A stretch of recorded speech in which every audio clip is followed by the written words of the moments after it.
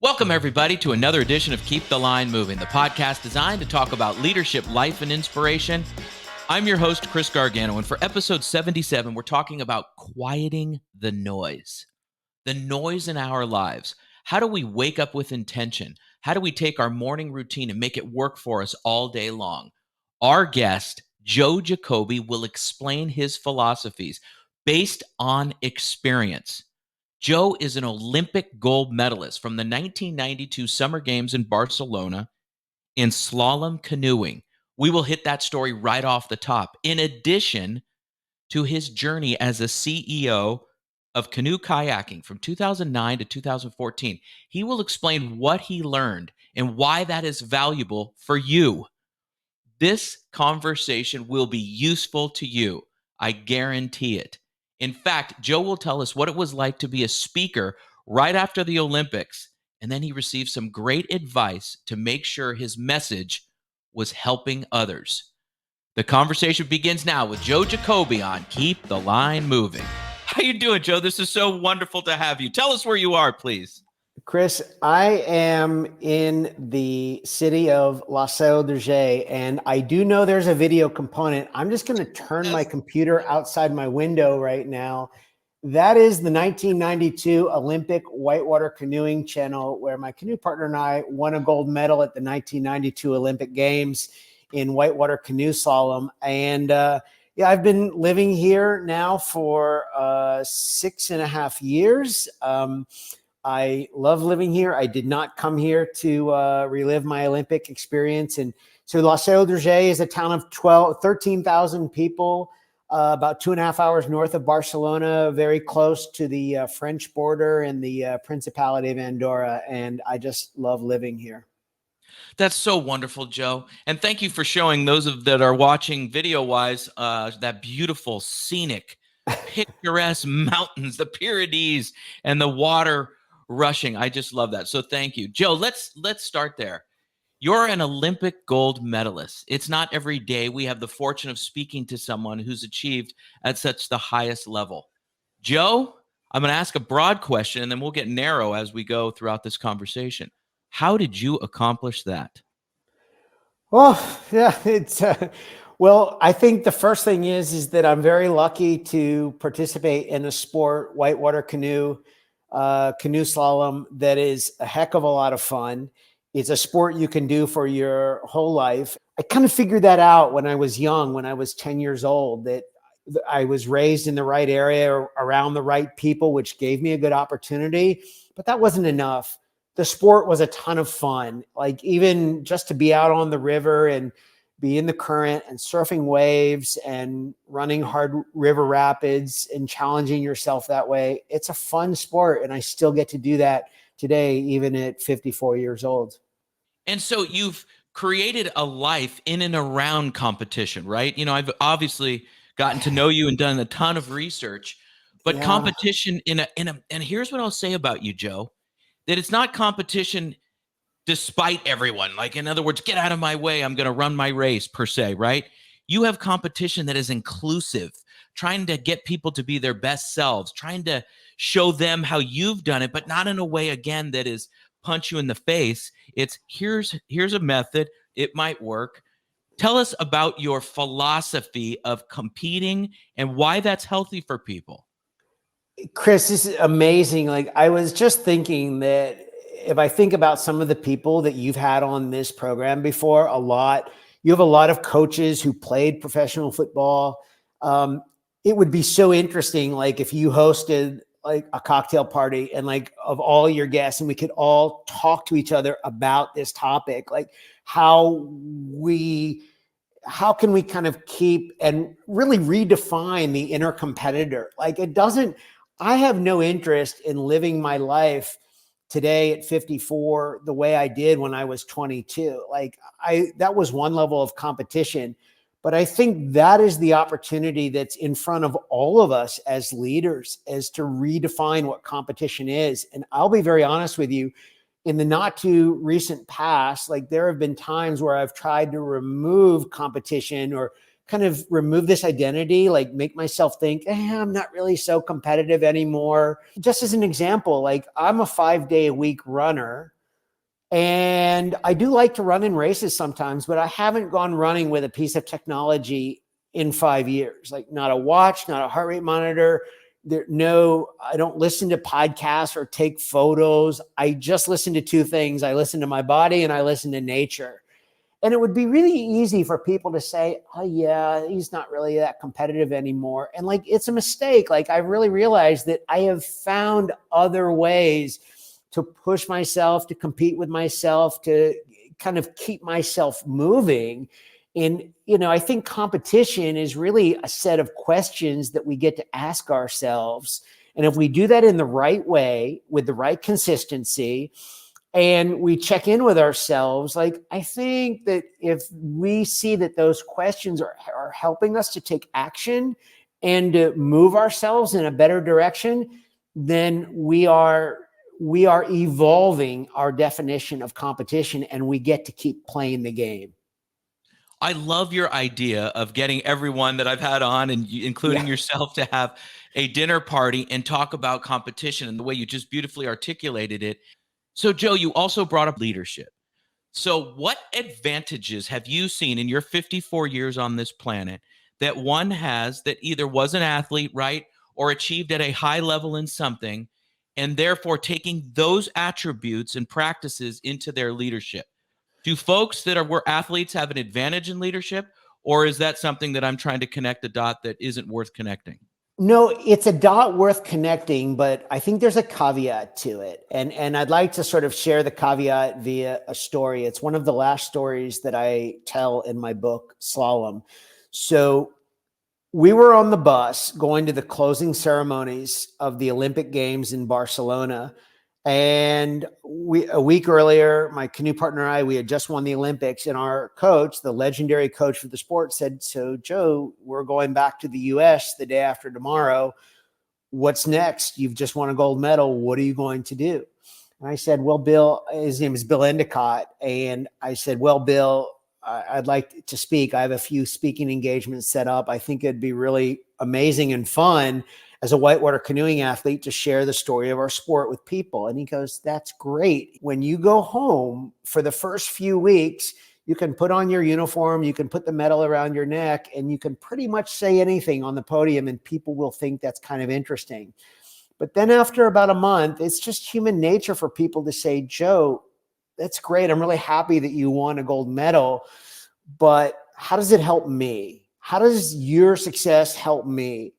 And Bill said, if you can answer that question, you'll tell the story as long as you want to tell it.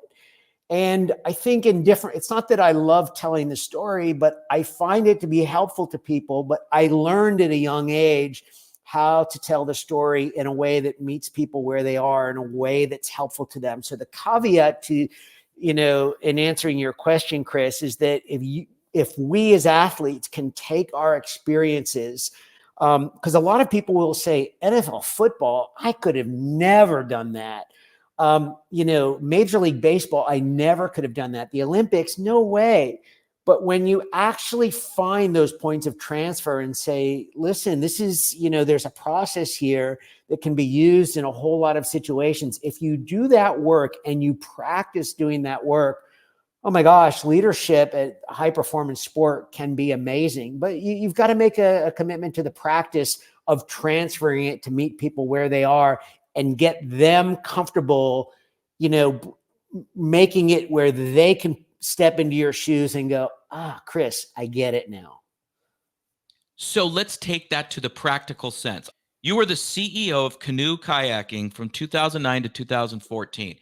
You openly talk about this, right? How you were as a CEO and some habits that you developed that maybe perhaps you might not have developed either before being the CEO and have since changed. Let's let you tell the story, because I found this fascinating. Yeah, being the chief executive officer of not only an Olympic and Paralympic sport governing body, not only is it hard, but then to do it in the sport that you love deeply and you care about so much, it was really challenging. And I found it really difficult. I had never worked in a conventional paycheck job before I did that job. And now I was the CEO of an organization and managing employees and coaches. But, look, I was immensely optimistic, and I believed in what we could accomplish and where the opportunities were. And so what I ultimately learned in the very beginning, I did this job for 5 years. I'd say for the first 2.5 to 3 years, whatever I could do to kind of help someone else or serve someone else, even at the expense of me, I did it. And I did it at the expense of me. Like I lost sight of my own health, wellness, well-being. And I really put myself in a pretty negative point because I was just so committed to taking care of everyone else. And losing myself in that process, I think one of the challenges of being an elite athlete going into that role is that, it's the story you tell yourself, which for me sounded something like this, Chris. Joe, you're an Olympic gold medalist. You've done this before. You know how to get out of this hole. Like I'm literally in a deep, dark hole. And then I was based in Oklahoma City, and they started an employee wellness program at the Oklahoma City Boathouse District. And I started to do it. I needed something just to change my routine and my attitude. And so that was really the beginning of kind of starting to take care of myself so that I could be in a better position to take care of others. And it didn't happen overnight, but over the next 5-6 months, I started to get my energy back, and I just became very curious, not only about my own path and how I was getting unstuck, but when I went to cocktail parties, because, you work in professional sports, you go to all these cocktail parties and people are saying, well, what do you do? And I wouldn't do that. I would just pick up, I'd pick up something to drink. I'd go over to the first person and we'd start to talk. And as quickly as possible, I would try to shift the question to, tell me about a time that you got stuck and what you did to get unstuck. And like an hour later, I'd be just sitting there, just my ears just so dialed into the conversation. Like I hearing all these wonderful stories. And that really became my inspiration to say, hey, serving America's Olympic athletes and Paralympic athletes is a good thing. But I really started to get curious about what else I might be able to do with what I'm hearing and what I'm learning on this journey. And that's what I still get to do today. Back when you were the CEO in the first 3 years, and you said you got into unhealthy habits, right? But it Yes. came from a good place, Joe. You were putting others' needs ahead of your own. So my point is this: there are leaders out there doing the same thing. The spirit of their leadership is all intact. They're trying to do the right thing for their people, right? That's unbelievable. That's what leadership is, servant leadership, right? So what would you say to them if they're finding themselves, they're not eating right, their sleep is Yeah. disrupted, perhaps unfortunately they're, drinking too much, whatever their vice as a result of being they're trying to do the right thing. How do you tell folks that you work with, how do they get unstuck?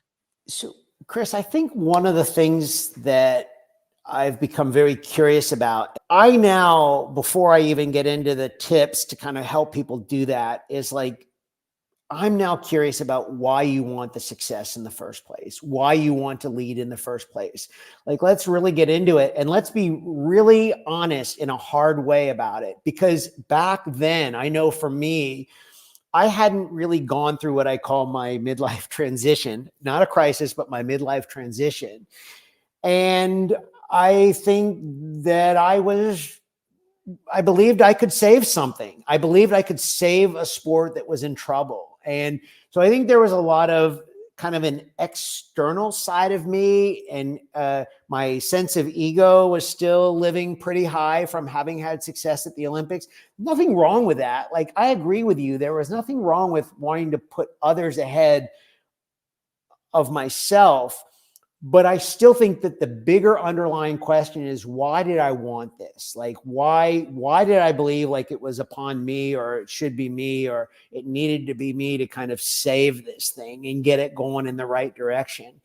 And what I see now, and I think is much harder, and I'm just speaking for myself, is that I had closed down a little bit of a superpower that was kind of lying dormant inside of me. And that was more the internal side of why I wanted it. I never really went there. It was all kind of working on the outside of the appearances, the external appearances of being the CEO, of being the leader, of saying that I've had this Olympic success. Like, I know how to do this, and like, let's systemize it and figure out ways to do that. And I think in the end, like, that wasn't a good enough answer for me, because I still wasn't speaking to the inner side of me that probably wanted something else, an inner side that I hadn't really allowed to open up and come out yet when I was doing that job as CEO of USA Canoe Kayak. But I have since gone through that process, and I'm happy to talk about like that part and what that looks like. And I think that process might be also instructive and helpful, informative to leaders also, getting to the root of like why they want to do what they want to do. And it's interesting, and I'll correlate it back to a question that you asked me or an observations that you made, that I am fortunate to have NFL coaches and Major League Baseball, NBA, and WNBA. We've had all kinds of wonderful folks I've been fortunate to have on this podcast. Well, last summer, Joe, I went and visited the Seattle Seahawks and Pete Carroll and the culture that they created in Seattle. And Pete Carroll did exactly what you're talking about. He had a year in between coaching positions, and he filled up countless notebooks about who he is, why he's doing what he's doing, and what would an organization that he was part of and able to lead again look like.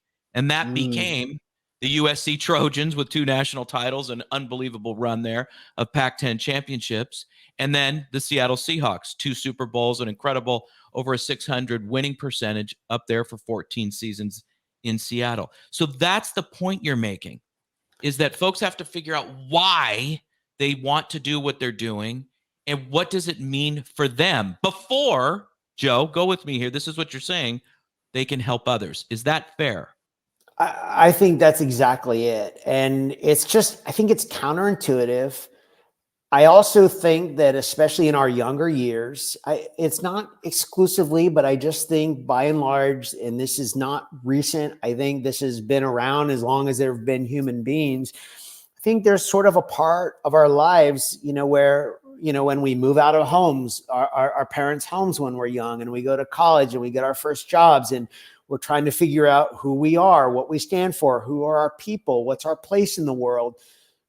A lot of that is going to be driven by an external side of ourselves. It's just, and I think that's very human nature. So if you can have that Pete Carroll moment, whether you do that alone, whether you do that with a coach or with therapist or any kind of professional help or on your own, it's a wonderful exercise, and it's a very human exercise. I call this the 200% performance principle. It's about balance between, getting the best of our external self and the best of our internal self. And so the 200% performance principle is like, how, on a scale of 1 to 100, how am I doing with my external energy, my external focus? And on a scale of 0 to 100, how am I doing with my internal energy and my internal focus, my internal values? You put those two things together, the closer you get to the number 200, the better you are. Even if you can just start to entertain that thought, I think it's amazingly powerful. Joe, so of the folks that you work with within companies, right, leaders that are trying to get better, what is the overall scope? If you were to say the universal issue that leaders are having today, how would you complete that sentence? The universal issue that leaders are having today is what? This is a great question. I think getting outside of the noise, right? And tuning in to their own voice, thoughts, values first. And I think that was true to me. Even when I think about to sort of my darker days at USA Canoe Kayak, I reverted back to a technique that I used when I was an athlete. which was a form of keeping my training log. I was really good at keeping a written paper and pencil training log. And I just revised a few things into some journaling questions. And at the time, I just answered 3 questions before I turned on the TV, before I checked any email, before I did anything, drank a glass of water, and I answered 3 questions. The 3 questions were, what's the outlook for my day? So this was kind of a way to kind of put some values and articulate some ideas about the day. Number 2, what's the focus of my relationships? Not just a list of people I'm going to talk to, but what's the intentionality of those relationships? And by the way, I still answer all these 3 questions today and more. So like, Chris, your name was in my journal this morning while you were sleeping. I was trying to bring some intention to this. And then the third question was for what am I grateful? And that kind of became the beginning of a gratitude practice. And I've evolved that journaling practice today. And in fact, we can share a link to it in the show notes here. I'm happy to share that with anyone that is interested in seeing that. But the idea isn't that I've solved some magic formula for journaling. It's just a few prompts to kind of help you develop your own way of tuning into your own voice first thing in the morning before tuning into the voice of others. Doing that investment day after day, that will pay big dividends to you as a leader down the line. And that goes, Joe, with our consistent theme of taking care of oneself. Get right? Taking care of oneself. So as a leader or human being, let's even do that, you're better equipped to take care of others. So going back to your moment of getting unstuck as the CEO, right? You probably were just getting up, turning the TV on, and I don't have time for this, right? Mentality. Now, I'm not saying you did that, but there are people out there that are listening to this saying, I don't have 5 minutes when I wake up to do that. 5 minutes is 5 minutes. It's nothing. How many seconds is that? 5 times 6, that's 300 seconds. That's it. Listen, I think one of the things that's really hard for leaders is hearing about the 2-hour morning routine that, with meditation and all. And if, we can talk about that, but that's not very functional for most people. But I do think talking about 5 minutes and the difference that 5 minutes can make. And I think what happens, by the way, I think one of the interesting analogies of sports to business, one that is actually not so transferable, but can be transferable. We know athletes have like a ton of time to practice for like a little bit of game time, where a lot of leaders, and especially sales leaders, they're like in game mode almost all the time with just a little bit of time to practice. And I think for most people, their life feels like they're in game time mode all the time. So it's not that I'm trying to fight for more time to practice. What I'm fighting for my clients and for all leaders is to be deliberate about what you practice. And I do think 5 minutes is very reasonable. I'm not asking for like a 60-minute or a 90-minute or even a 45-minute routine that involves all these other things. But I do think that if you do see some results of investing 5 minutes a day, I think over time, you're highly likely to turn that into 10 or 20 minutes and something that's very doable. And I think the value of doing that consistently is that when you meet those more challenging, intense moments later in the day, that I think if you've given yourself a foundation of tuning into yourself first, you just increase the likelihood of connecting back to that in those moments of tension, in those moments of stress, and giving yourself maybe some choices that you didn't really realize existed before, whether you're leading yourself, whether you're leading clients, or you're leading a team. Yeah, I love this part. I want to take this bigger. One of my one-on-one clients told me the other day, she said, I'm doing the work. There are other people in the organization or people around the industry that she's in, and she said they don't do the work.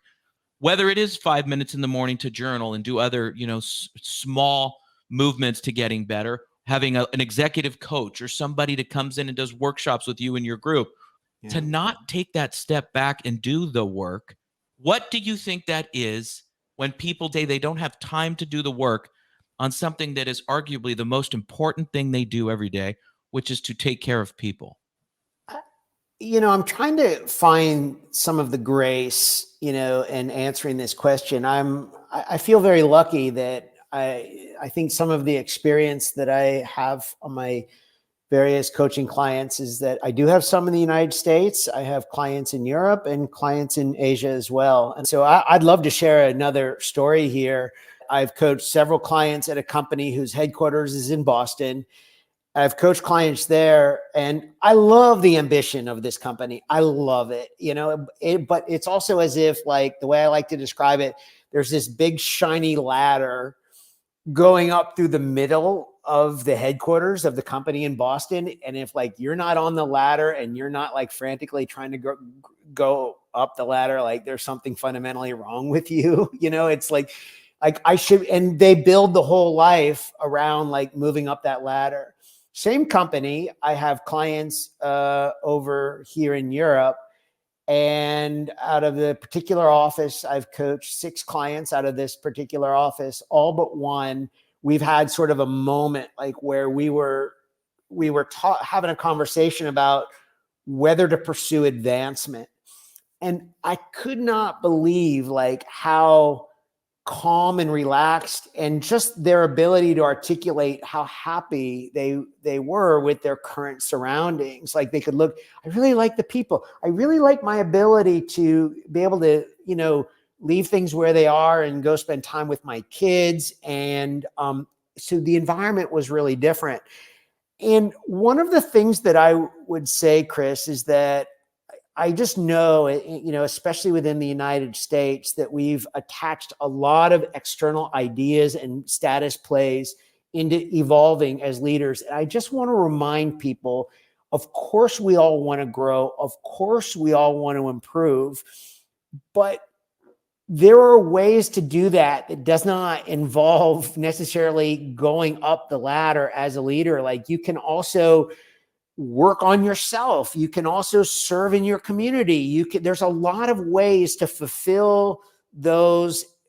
You might enjoy your work exactly where you are. And if you can listen to your insides, listen to your internal voice, and say, there are other ways to satisfy this desire to want to grow, get better, to improve, that aren't just tied to my identity as being a leader. That can be really exciting for us as coaches and the clients that we serve. I could not agree with you more. And I love the word you used in describing how to bring people together from different cultures, right? You have international clients as well as those in Boston and the United States. The term grace and having grace. And I love that. And to understand people see things differently, and not all of us see leadership the same. Not all of us take to coaching or consulting the same. And we all have different morning routines. But your little suggestion there, Joe, of the 5 minutes and the gratitude and the relationships and your intention for the day are just wonderful. So I applaud you for that, Joe. But before you go, we got to do these all-star moments with Joe Jacobi, Olympic Gold Medalist. Okay. In fact, you're going to get all 7 questions. Ready, Joe? Yes. Come on. Number 1, how do you deal with adversity? Yeah, I try to ask myself, what am I supposed to learn? 2, how do you give yourself fuel? My morning routine. It is that way of tuning into myself first, and give myself mentally, physically, emotionally, spiritually, the best opportunity to bring the best version of myself forward. What does the concept of never give up mean to you? I've been in big races like world championships where my partner and I made such a big mistake. We were out of the running for anything. But never giving up is like, as soon as that mistake is made and that race result is done, what's not done is the momentum that we start to build towards the next race. So you pick up where the mistake was made and you go forward, and how you finish that race, as bad as it might be, that is the start of the next building block. So I guess that's what never give up means to me. 4, the value of collaboration, Joe. What is it? Having won a gold medal at the Olympic Games with a canoe partner who I wouldn't say was 180 degrees different than me, but about 179. And so I like to tell people, I think, had we been 175 degrees different, I don't think we would have won the Olympics. I think what collaboration means is really finding the uniqueness, the diversity in other people's strength, and bringing that together to create something special. You've hired a lot of people, right, over the course of your career.